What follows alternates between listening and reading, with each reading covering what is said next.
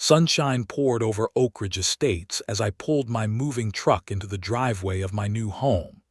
After years of apartment living, I had finally saved enough for a down payment on a modest three-bedroom house in what the realtor called a lovely managed community. The neighborhood looked like something from a brochure: manicured lawns, tasteful landscaping, and homes with freshly painted exteriors. I stood in my driveway, keys in hand, feeling that rare sense of accomplishment that comes with achieving a milestone you have worked toward for years. I spent the first 3 days unpacking boxes and arranging furniture, occasionally waving to neighbors who passed by. Most returned friendly smiles or stopped for brief introductions. On the fourth day, while setting up my home office, I heard a sharp knock at the front door. Standing on my porch was a woman in her 50s with immaculate blonde hair cut in an angled bob. She wore beige slacks and a navy blazer despite the summer heat. A small golden pin on her lapel read, HOA President. "Hello, I am Karen Winters, President of the Oak Ridge Estates Homeowners Association," she said without offering her hand. Her eyes scanned my porch, lingering on a potted plant I had placed near the door.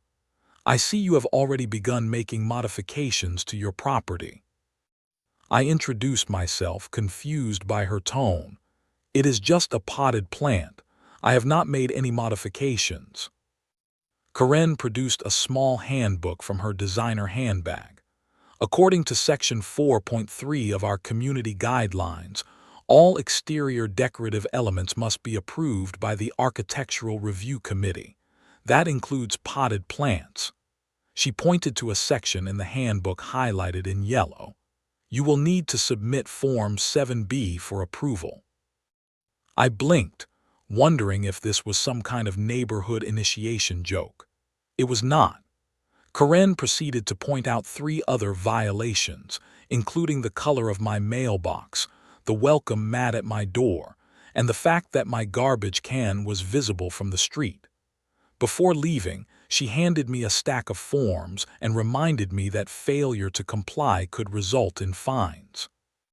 2 weeks later, having settled in and addressed the violations, I decided to move forward with my plan to install solar panels.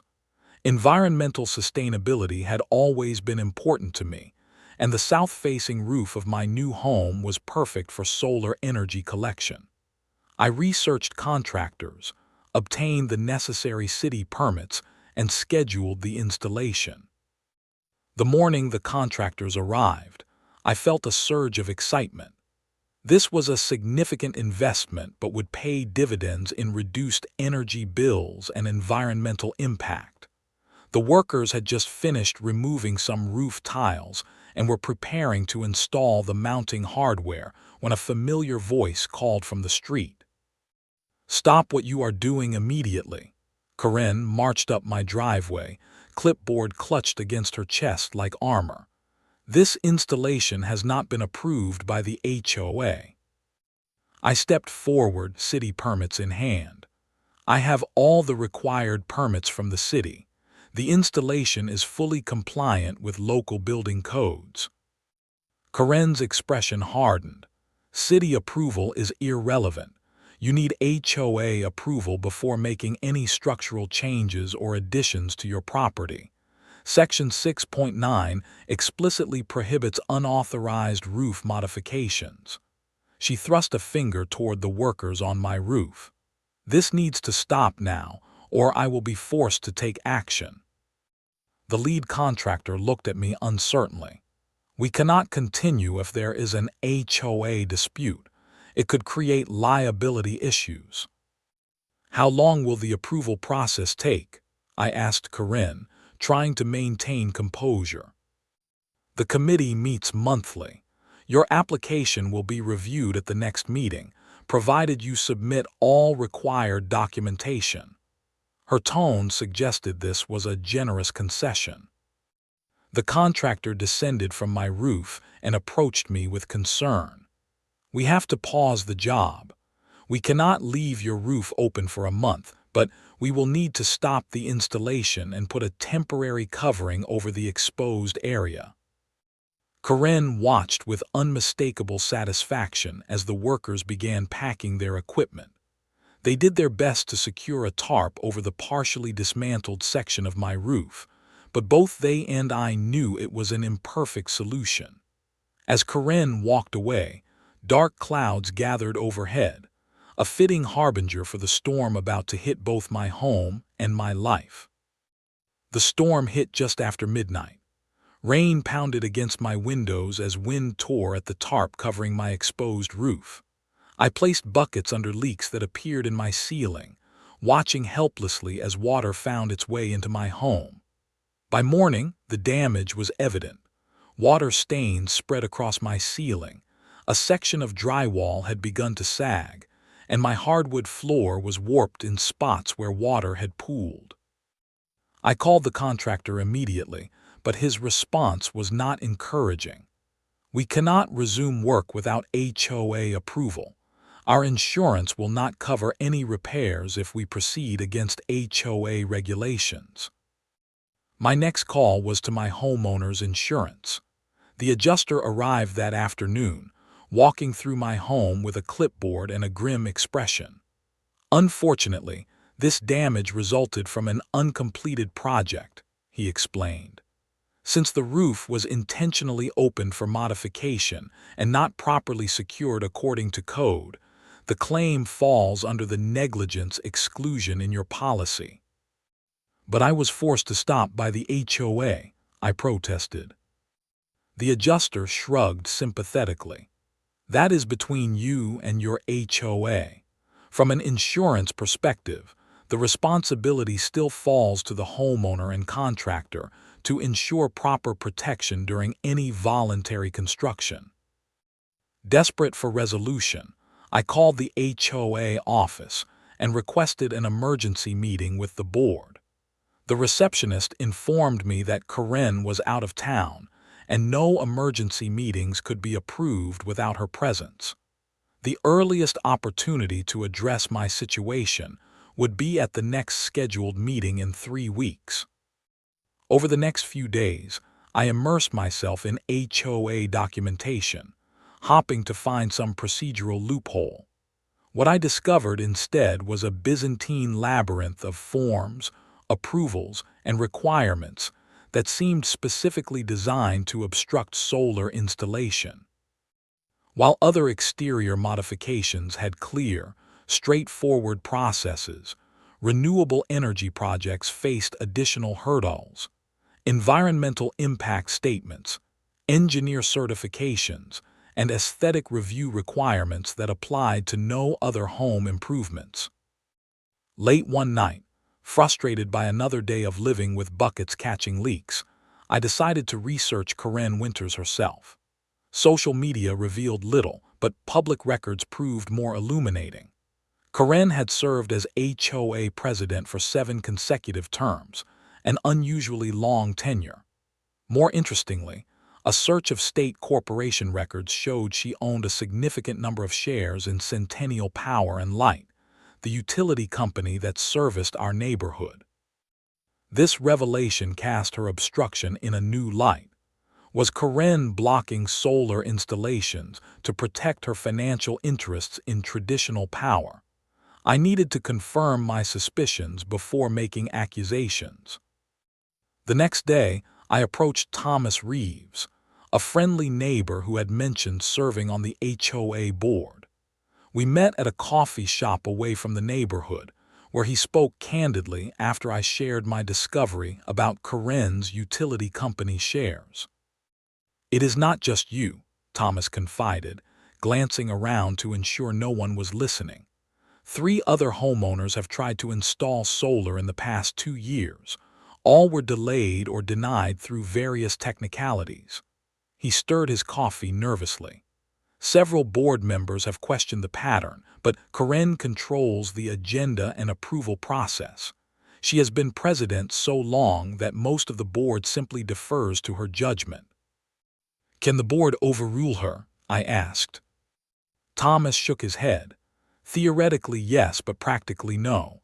She has cultivated loyal supporters and knows the bylaws better than anyone. Those who challenge her typically find themselves facing their own compliance issues. He lowered his voice further. Last year, Rita Jensen questioned Karen about the solar panel policies. The next week, Rita received violation notices for her garden beds, fence height, and exterior paint color, 3 issues that had never been raised during her 15 years in the neighborhood. When I returned home, the situation had worsened. The temporary electrical connections exposed during the aborted installation had been compromised by water. Some circuits in my house were now unreliable, with lights flickering and appliances cutting out unpredictably. The contractor could not address these issues without resuming the approved work, creating a perfect trap, electrical problems he could not fix, and an HOA president who would not allow the work to continue. That evening, sitting in my damaged home with intermittent power, I realized this was no longer just about solar panels or water damage. This was about corruption hiding behind the facade of community standards. Karen Winters was using her position to protect her financial interests at the expense of homeowners like me. As my lights flickered yet again, I made a decision. I would find a way to fight back. My dining room transformed into a war room over the next 2 weeks. I purchased a large cork board, pinning to it every piece of HOA correspondence, permit, and regulation I could find. I began documenting every interaction with Karen and the HOA with meticulous detail, dates, times, exact words spoken, and witnesses present. Each power fluctuation and new water stain was photographed with a timestamp. I started reaching out to neighbors, carefully at first. A casual conversation while collecting mail here, a friendly wave that turned into a front yard chat there. I avoided mentioning Karen directly, instead asking innocent questions about their experiences with solar installation or other home improvements. The pattern that emerged was striking. Mrs. Chen at the end of the block had been denied permission to install a wind turbine despite being well outside of any sight lines that might affect neighborhood aesthetics. The Patels on Oak Street had their application for geothermal heating caught in administrative review for over 9 months until they finally abandoned the project. Meanwhile, the Thompsons had received rapid approval for a swimming pool with a gas heater, and the Martins had easily installed a standby generator connected to the natural gas line, both projects that would increase utility consumption. I decided to cast a wider net. On a neighborhood social media group, I posted a seemingly innocent question. Has anyone had experience with renewable energy installations in managed communities, looking for advice on the approval process? The responses poured in, not just from my neighborhood but from surrounding communities as well. I received 17 private messages from homeowners who had faced similar obstruction. 5 of them lived in other neighborhoods where Karen Winters either served on the HOA board or worked as a consultant. Armed with this growing body of evidence, I visited the county record's office to research utility easements for our development. The clerk, a helpful woman named Elena who had worked there for decades, guided me through the property records. These easements were established when the development was built, Elena explained, pointing to highlighted sections on the property maps. They grant the utility company access for maintenance and expansion, but they also create certain rights regarding energy access that supersede private agreements like HOA covenants. This was valuable information, but I needed expert interpretation.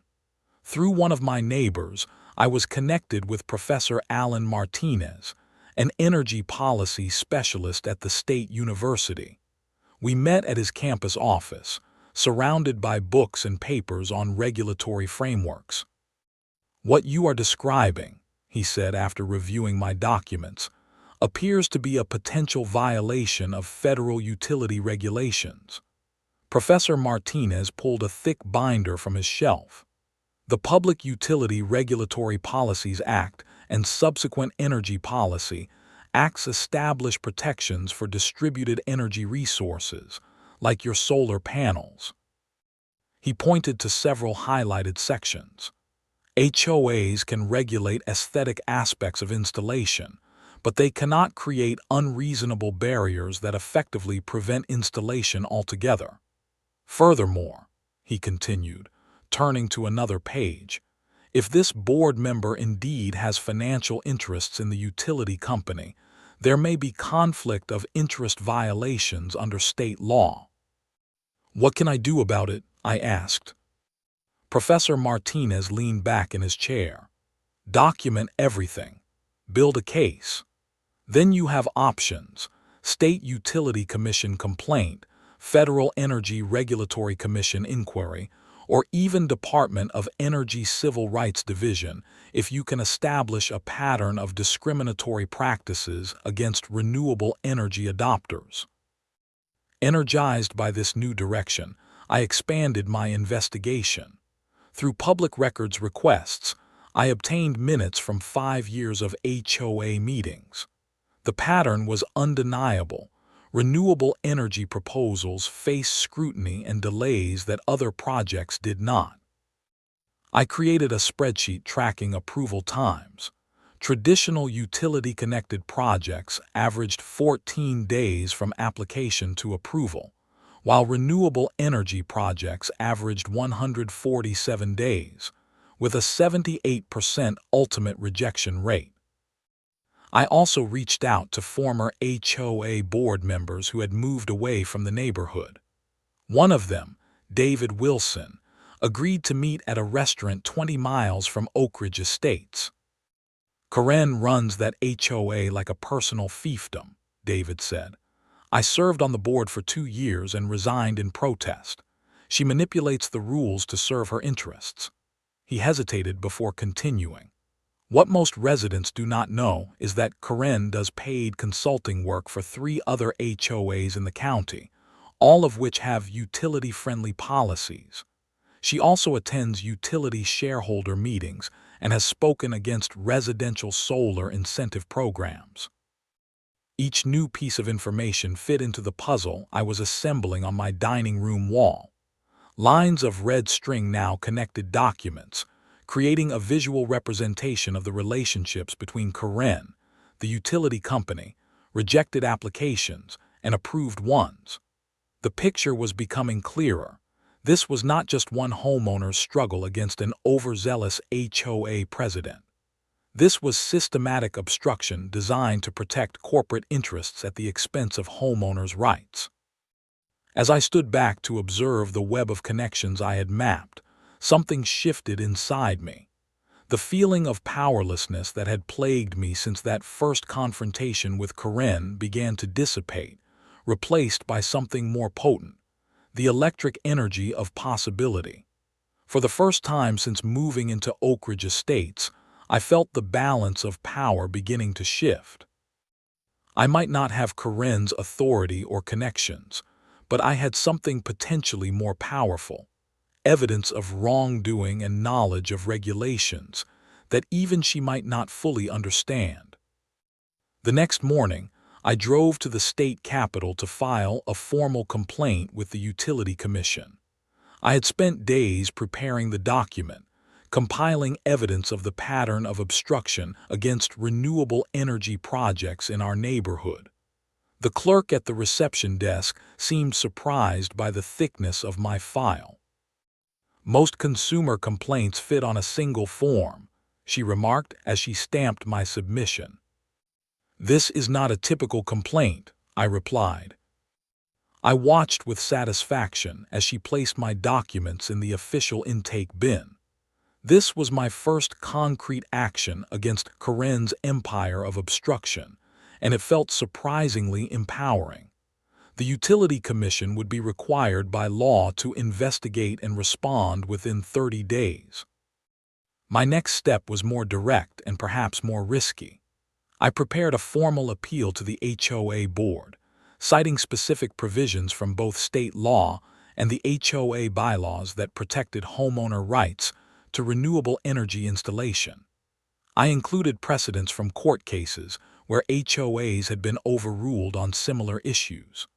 The document was respectful but firm, concluding with a request for emergency approval to complete my solar installation and repair the damage to my home.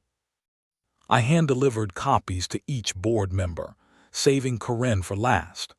When I arrived at her doorstep, she answered wearing the same superior expression she had displayed since our first meeting. "I have prepared an appeal for the board," I said, extending the envelope. "It includes legal precedents supporting my right to install solar panels despite HOA aesthetic concerns." Corinne accepted the envelope with barely concealed disdain. "The process exists for a reason. You cannot simply circumvent it because you are impatient." "This is not about impatience," I replied calmly. "This is about selective enforcement of rules and potential conflicts of interest in the approval process." Her eyes narrowed slightly. "Be careful making accusations you cannot support." "Every statement in that document is supported by evidence," I assured her. "I look forward to the board's response." Corinne's retaliation began the very next day. A violation notice appeared on my door citing an unapproved satellite dish that had been installed by the previous owner years before I purchased the home. The day after that, another notice appeared regarding the height of my grass, which was allegedly half an inch above the maximum allowed by HOA regulations. By the end of the week, I had received 5 separate violation notices for increasingly trivial issues, including the color of my garden hose and the positioning of my recycling bin. The harassment might have been almost comical if not for what happened next. A second major storm hit our area, more severe than the first. The reinforced tarp the contractors had installed tore away in the heavy winds, allowing water to pour directly into my home through the exposed roof section. I spent that night moving furniture and electronics away from the deluge, desperately trying to minimize the damage. The power fluctuations worsened as well. The exposed electrical connections from the aborted solar installation became saturated, causing intermittent shortages. Circuit breakers tripped repeatedly. At one point, my refrigerator lost power for 6 hours, spoiling most of my food. I called an electrician for emergency repairs, but he could only implement temporary fixes. "The real solution is to complete the original work," he explained. "These makeshift connections are not safe or sustainable." When I tried to contact the original solar contractor about emergency measures, his receptionist informed me that they had received a letter from the HOA attorney warning of potential legal action if they resumed work without approval. They could not risk returning to my property. The culmination of Corinne's counteroffensive arrived in the form of a certified letter from the HOA's attorney. The letter stated that my persistent attempts to circumvent established HOA processes constituted a violation of my homeowner agreement.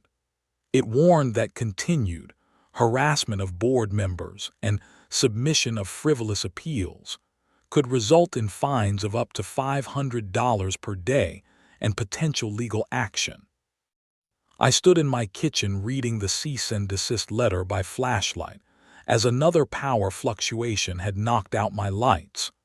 Rain leaked through my ceiling, pattering into strategically placed buckets.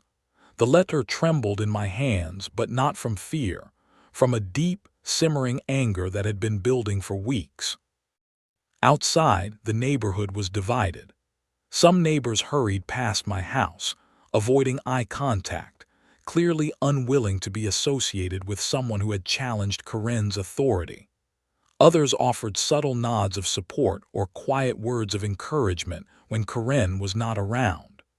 A few even slipped notes under my door with additional information about past HOA disputes or Karen's connections to the utility company. As I stood in my darkened kitchen that night, the decision point crystallized. I could retreat, sell my damaged home at a loss and escape Karen's jurisdiction. Or I could escalate, bringing in higher authorities with the power to overrule her. The cease and desist letter had revealed something important. Karen was worried enough about my actions to involve attorneys. That meant I was on the right track. If she wanted a true power struggle, I would give her one. The cease and desist letter from the HOA attorney only strengthened my resolve. Rather than intimidating me, it confirmed I was making progress. I intensified my research, expanding beyond state regulations to federal oversight of utility practices. Late one night, after hours of scouring government websites, I discovered something that changed everything. The Federal Energy Regulatory Commission's audit program for suspected discriminatory utility practices. The program allowed for formal complaints about improper relationships between utilities and community entities, including homeowner associations. If evidence suggested collusion to prevent distributed energy resources or to maintain monopolistic control, federal auditors could intervene directly, bypassing state and local authorities. This was exactly what I needed. A regulatory body with authority that transcended Karen's local power structure. I spent the next several days meticulously documenting the pattern of obstruction in our neighborhood. I created a comprehensive spreadsheet tracking every renewable energy application submitted to our HOA over the past 5 years. The data told a compelling story. 23 applications submitted, 19 rejected outright, 4 caught in perpetual review status. Meanwhile, 97 applications for traditional utility-connected improvements had been approved, most within days of submission. The timing of rejections also followed a suspicious pattern. 5 solar applications had been rejected shortly after Karen attended utility company shareholder meetings. 2 geothermal proposals were denied immediately following rate increase announcements from the utility company. The correlation was too consistent to be coincidental. My investigation expanded beyond our immediate neighborhood. Through public records and social media groups, I identified 4 other HOAs where Karen served as either president or consultant. All 4 had similar patterns of obstruction against renewable energy projects. All 4 communities were serviced by Centennial Power and Light, the utility company in which Karen owned shares. The evidence was mounting, but I needed professional guidance to navigate the complex federal complaint process. Through an environmental advocacy forum, I connected with Elaine Jackson, an attorney specializing in energy policy and regulatory compliance. Her firm occasionally took on pro bono cases involving renewable energy access. After reviewing my documentation, she agreed to meet. Elaine's office was modest but professional, walls lined with legal texts and framed environmental awards. She listened intently as I presented my evidence, occasionally asking clarifying questions or making notes. When I finished, she leaned back in her chair with a thoughtful expression. "What you have uncovered here is quite remarkable," she said. "Most people would have given up after the first rejection, but you have assembled a compelling case showing systematic obstruction and a clear conflict of interest." "Is it enough for federal intervention?" I asked. "Potentially, yes." Elaine pulled out a legal pad and began outlining the approach. The Federal Energy Regulatory Commission takes discriminatory practices seriously, especially when there is evidence of market manipulation or conflict of interest. The relationship between Ms. Winters, the HOA, and the utility company creates a textbook case for regulatory scrutiny. Over the next week, Elaine helped me refine my documentation and prepare a formal federal complaint. The process was exacting, requiring precise citations of regulations and specific evidence of violations. Each allegation needed supporting documentation, dates, times, witnesses, and effects of the alleged violations. Meanwhile, conditions in my home continued to deteriorate. The temporary electrical fixes were failing more frequently, leaving sections of my house without power for hours at a time. The water damage had spread, with mold now beginning to form in some areas. I had resorted to running extension cords from working outlets to power essential appliances, creating a hazardous web of cables throughout my living space. Late one evening, as I worked on the federal complaint at my dining room table by the light of a battery-powered lamp, I discovered yet another critical piece of evidence. Buried in the minutes of a utility company board meeting from the previous year was a presentation titled Residential Distributed Energy Threats and Mitigation Strategies. The presenter was listed as K. Winters, Community Relations Consultant. I immediately forwarded the document to Elaine, who responded within minutes. This is the smoking gun. She is literally consulting for the utility company on how to prevent residential solar adoption while using her HOA position to implement those strategies. This is a clear conflict of interest that federal regulators cannot ignore. With this final piece of evidence incorporated, our federal complaint took its final form. A 32-page document with over 70 supporting exhibits detailing the systematic obstruction of renewable energy projects, the improper relationship between Karen and the utility company, and the financial harm caused to homeowners like me. The complaint represented more than just my personal grievance against Karen. It told the story of an entire community held hostage by corrupt leadership and corporate interests.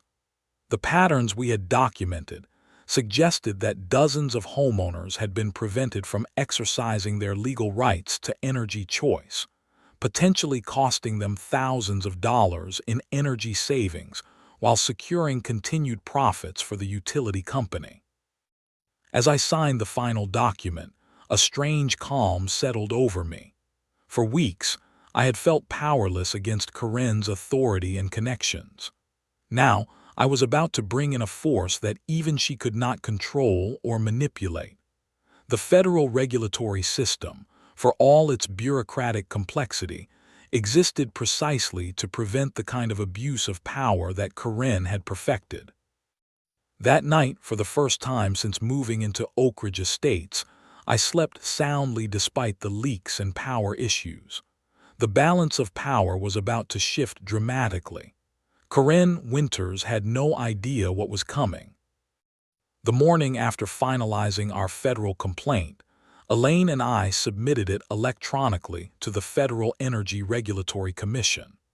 The system generated an automated acknowledgement with a case number, an estimated initial review timeframe of 10 business days. Elaine warned me not to expect immediate action. Federal bureaucracy moved at its own pace. She was wrong. 3 days later, I received a phone call from Regional Director Samuel Thornton of the FERC Enforcement Division. He explained that our complaint had been flagged for expedited review due to the nature of the allegations and the comprehensive documentation provided. We take potential collusion between utilities and community entities very seriously, Director Thornton explained. Your complaint presents one of the most thoroughly documented cases of potential regulatory violations we have seen from a private citizen.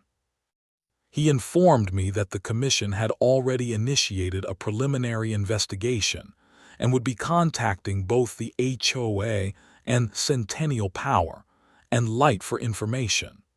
I thanked him for the prompt response, trying to contain my excitement at this unexpected development. The impact of federal involvement was immediate and dramatic.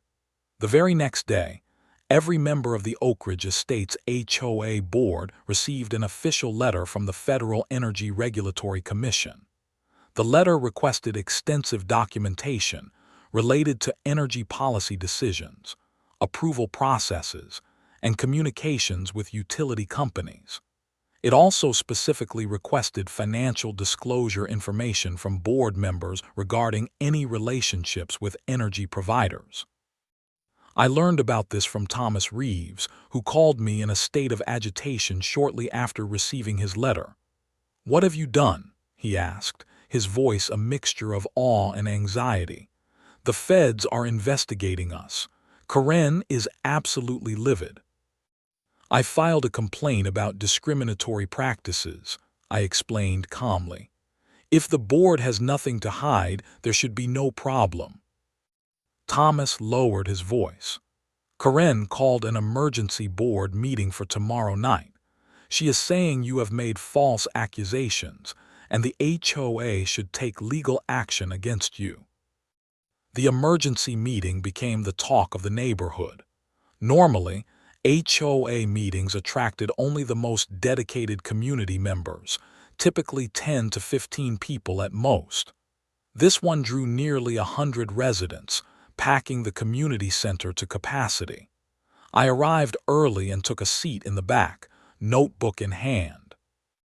Karen opened the meeting with a forced smile that did not reach her eyes.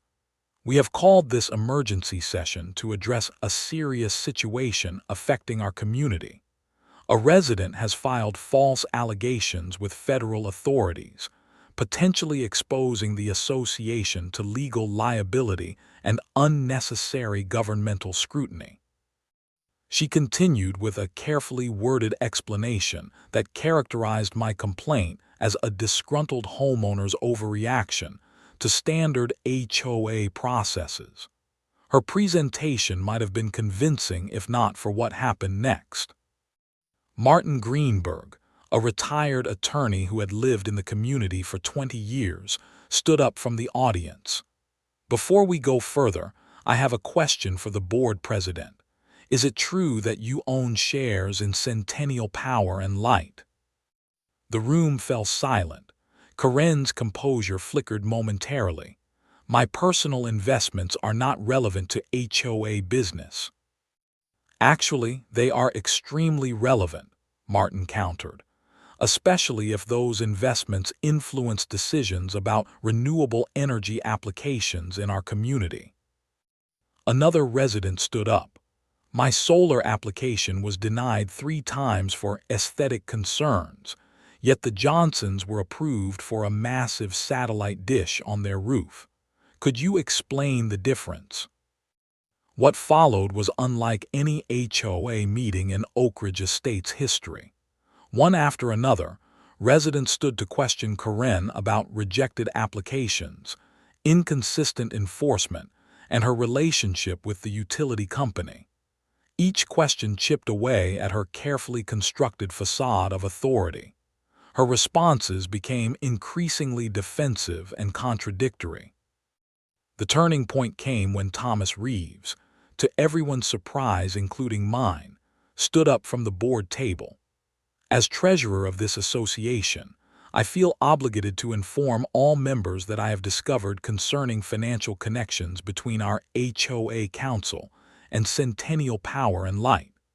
The law firm that sent cease and desist letters to solar applicants also represents the utility company in regulatory matters." Karen attempted to adjourn the meeting, but the vice president overruled her, an unprecedented challenge to her authority. The meeting continued for another hour as residents voiced long-suppressed grievances about the HOA's management and policies. The next morning, I received another call from Director Thornton. "Just wanted to update you that we have scheduled an on-site inspection for next week. Our team will conduct interviews and review documents related to your complaint." News of the impending federal inspection spread through the neighborhood like wildfire. Residents who had previously avoided me now approached with information about their own experiences with Karen and the HOA. Former board members offered to speak with federal investigators. Even the local newspaper picked up the story, running a piece about federal regulators investigating potential improper relationships between HOAs and utility companies. Corinne made several attempts to contact me in the days leading up to the inspection.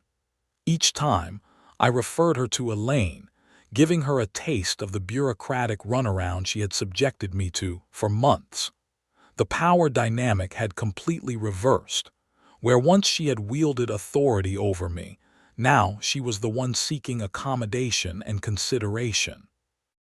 The federal inspection team arrived on a Tuesday morning, 3 investigators in business attire carrying briefcases and digital tablets.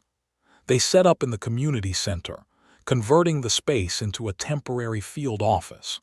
For 3 days, they conducted interviews, reviewed documents, and examined the pattern of decisions that had defined Corinne's tenure as HOA president. I was interviewed on the first day, walking the investigators through my experience and the evidence I had compiled. They were particularly interested in the correlation between Corinne's utility company activities and HOA renewable energy decisions. Their questions were detailed and precise, suggesting they were building a comprehensive case. While the investigation proceeded, the HOA board called another meeting. With federal investigators still in the community, Corinne's usual allies were conspicuously silent. The vice president took control of the agenda and proposed an immediate vote of no confidence in Corinne's leadership. The vote passed 6-1, with only Corinne herself dissenting. She was removed as president effective immediately, though she remained on the board as a regular member. The interim president's first official act was to review all pending applications that had been held in administrative limbo. My solar panel installation received emergency approval, as did 3 other renewable energy projects that had been stalled for months. Contractors were allowed to return to my property the very next day to complete the installation and repair the damage to my roof. After a week of intensive work, my home began to recover. The roof was properly sealed, the electrical system stabilized, and the solar panels finally operational. For the first time in months, I could walk through my house without the sound of dripping water or the sight of flickering lights. The federal investigation concluded after 2 weeks. Director Thornton called to inform me of the preliminary findings before they were made public. "The evidence supports your allegations," he said. "We have found numerous violations of regulatory standards and clear conflicts of interest." The official report, released the following week, was devastating for both Corinne and Centennial Power and Light. The commission found that Corinne had used her position to systematically obstruct renewable energy projects to protect utility company interests. They identified dozens of cases where homeowners had been improperly denied their rights to energy choice. The report also documented inappropriate financial relationships and coordination between HOA leadership and utility company executives. The penalties were substantial. Centennial Power and Light was fined $1.2 million for market manipulation and improper influence of community organizations. The HOA was ordered to revise all energy-related policies and to implement a transparent approval process for renewable projects. Corinne herself faced a separate investigation by the State Attorney General's office for potential violations of fiduciary duty laws. The most satisfying outcome, however, was the transformation of our community. With Corinne's influence removed, the HOA elected new leadership committed to transparency and homeowner rights. The new board president, Martin Greenberg, established an environmental sustainability committee to promote renewable energy options throughout the neighborhood. 6 months after my confrontation with Corinne began, Solar panels gleamed on a dozen rooftops in Oak Ridge Estates, with more installations approved each month. The utility company, under new regulatory scrutiny, launched a community solar program offering credits to homeowners who generated excess energy. My own system produced more power than I consumed, allowing me to sell electricity back to the grid, a delicious irony not lost on my neighbors. Karen eventually sold her home and moved away, unable to face the community where her authority had been so completely dismantled. I occasionally saw her name in the business pages, but she never again held a position of influence in housing or energy policy. On sunny days, I sometimes sit in my backyard watching the meter track the clean energy flowing from my roof. What began as one homeowner's nightmare transformed an entire community's relationship with power, both electrical and political. The federal audit I triggered did more than just restore my home. It illuminated the path for an entire neighborhood to reclaim its rights and its future.